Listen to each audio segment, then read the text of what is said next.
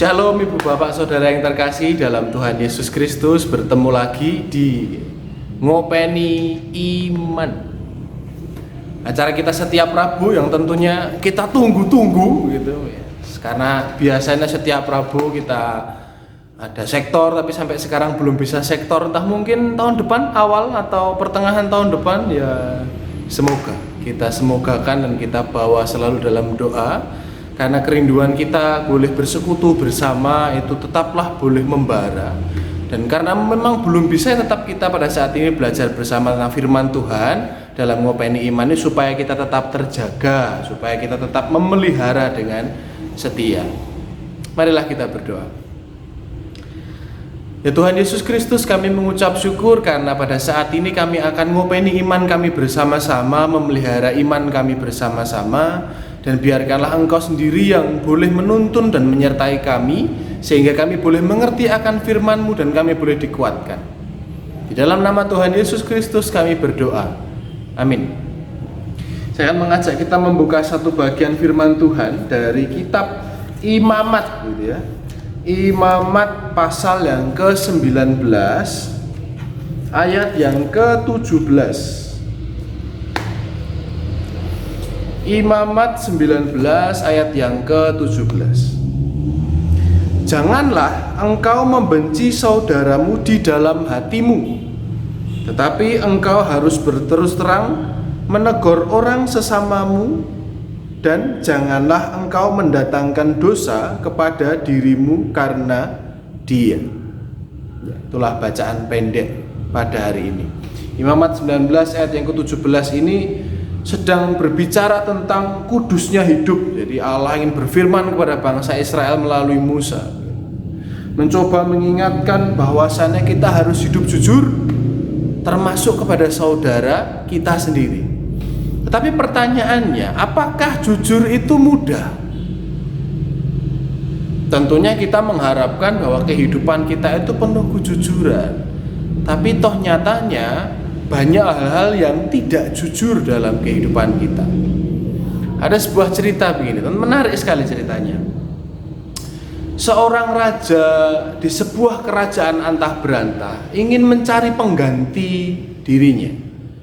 Akan tetapi tidak seperti sistem kerajaan pada umumnya, bahwa raja akan diteruskan oleh pewaris tahta, yakni anak. Jadi ini tidak feodal begitu, tapi ini ingin mencari orang yang baik, dan syarat utamanya adalah orang ini harus jujur. Akhirnya dia mengumumkan kepada masyarakat bahwa carilah orang-orang terbaik supaya boleh menggantikanku ketika aku mati nanti. Wah, akhirnya banyak orang itu berdatangan begitu, dipilih orang-orang terbaik dari setiap daerah begitu. Ada sekitar 10-an orang yang akhirnya setelah diseleksi gitu ya. 10-an orang yang ingin mencoba peruntungannya, atau juga yang ingin benar-benar mendharma baktikan kepada kerajaan bahwa dia ingin menjadi raja yang selanjutnya. Akhirnya sayembara itu dimulai. Dipikir sayembaranya itu akan berlangsung ilmu kanuragan ataupun adu kesaktian gitu. Ternyata tidak. Ternyata raja itu mengumumkan bahwa lombanya adalah menanam sebuah benih. Nah, kemudian si raja itu membagikan, ada 10 benih yang dibagikan ke masing-masing. Jadi satu orang dapat satu. Nah, terus ini harus kami apakan? Kembalilah 1 tahun yang akan datang dengan hasil yang telah kamu tanam. Mereka kebingungan kan, mereka sudah berpikir ada yang akan adu kecerdasan, akan adu ilmu, adu kesaktian, tapi ternyata sayembaranya adalah menanam benih. Ada satu orang yang merasa kebingungan setelah berapa bulan dia membawa pulang benih itu, namanya Jono ya. Si Jono ini ternyata merasa tidak mampu menjadi raja pada akhirnya. Kenapa? Karena benih yang dia tanam tidak bertumbuh. Padahal kabar yang datang dari kontestan yang lain, dari calon-calon raja yang lain itu sudah ada yang tingginya bermeter-meter, sudah ada yang berbuah begitu. Si Jono ini tidak tumbuh apa-apa benihnya. Singkat cerita, 1 tahun telah berlalu dan akhirnya mereka harus datang kembali menemui raja. Mereka harus mempresentasikan, menunjukkan, menyajikan hasilnya seperti apa. Tiba-tiba raja, wah bagus sekali pohon-pohon kalian, bagus sekali benih-benih yang telah tumbuh. Ada yang sudah berbuah, ada yang sudah daunnya sangat lebat begitu dan tinggi, kokoh sekali, akarnya sangat kuat. Lalu kemudian sampailah raja akan menilai hasil tanaman dari Jono ini. Majulah kau anak muda. Dia membawa potnya yang ternyata semua orang melongo dan menyorainya karena memang memalukan sekali. Jono ini tidak menghasilkan apa-apa. Si Jononya hanya tertunduk lesu. Dia merasa bahwa dia akan dihukum karena mungkin raja merasa bahwa dia tidak serius menanggapi ini. Tapi ternyata ketika raja mengangkat pot kecil milik Jono, raja dalam detik itu juga, dalam waktu itu juga raja berkata kepada orang-orang, inilah raja kalian yang baru. Mereka semua terkaget. Lalu kemudian raja hanya tersenyum dan berkata, sebenarnya 1 tahun yang lalu aku memberikan benih yang sudah mati dan tidak akan pernah bisa bertumbuh. Jadi memang si raja bersengaja, secara sengaja itu memberikan benih yang tidak bisa tumbuh. Dan Jono melakukan tugasnya pun dengan kejujuran. Si raja berkata bahwa untuk mengelola kerajaan sebesar ini, untuk mencintai kalian dengan begitu luar biasa tanpa rasa lelah, dibutuhkan sebuah kejujuran. Dan Jono ini melakukannya dengan baik. Kalau kita perhatikan cerita itu, ternyata untuk seorang raja yang kewibawaan dan kebijaksanaannya sudah teruji, ternyata nilai besar yang dihidupinya adalah tentang kejujuran. Bagaimana dengan kita bersama dengan keluarga? Firman Tuhan katakan, janganlah engkau membenci saudaramu di dalam hatimu, tetapi engkau harus berterus terang menegur orang sesamamu. Apakah Tuhan menyuruh kita membenci? Tidak. Maksudnya apa? Jangan kita menyimpan segala perkara yang memang membuat hati kita terluka, membuat hati kita itu curiga, menumpuk-numpuk dan tidak terkatakan. Tuhan mengajak kita untuk menjadi jujur kepada keluarga, menjadi jujur kepada sesama kita, kepada setiap anggota keluarga yang lain. Tidak ada rasa gengsi, tidak ada rasa malu. Kenapa? Karena kalau memang kita mencintai, kita akan jujur kepada mereka. Contohnya saja tingkat kedekatan. Saya melemparkan pertanyaan ini kepada teman-teman KPR kemarin Sabtu. Kalau misalkan ada orang di sekitarmu yang ternyata nafasnya bau, ya, kita berani nggak menegur? Loh, kok nafasmu bau sekali? Karena mungkin rasa sungkan atau bagaimana, kita nggak akan menegur. Bagaimana kalau ternyata keluarga kita sendiri yang nafasnya bau? Ayo. Mungkin takut dimarah atau apa. Tapi di situ menunjukkan bahwa kejujuran memang tidak mudah. Karena memang tidak serta-merta ketika kita harus jujur kepada keluarga kita ya apa adanya demikian tanpa filter, ya tidak. Yang jelas yang pertama harus dilandasi dengan rasa cinta dulu. Aku mau jujur kepadamu, aku mau menegur kepadamu karena apa? Karena aku mencintaimu. Dan kalau memang yang pertama karena cinta, yang keluar dari bibir dan lidah kita tidak akan sesuatu yang menyakiti. Kita akan memfilter terlebih dahulu kejujuran kita.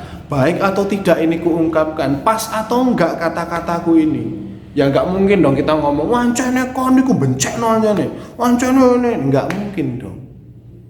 Gimana kalau misalkan nanti kalau kamu ngomong atau misalkan pas lagi nggak enak hati, kamu ngomongnya begini, aku juga begini, aku maaf kalau begini. Tentunya ada sebuah pilihan-pilihan kata, diksi ataupun pemilihan kalimat yang akhirnya membuat telinga itu lebih nyaman mendengar.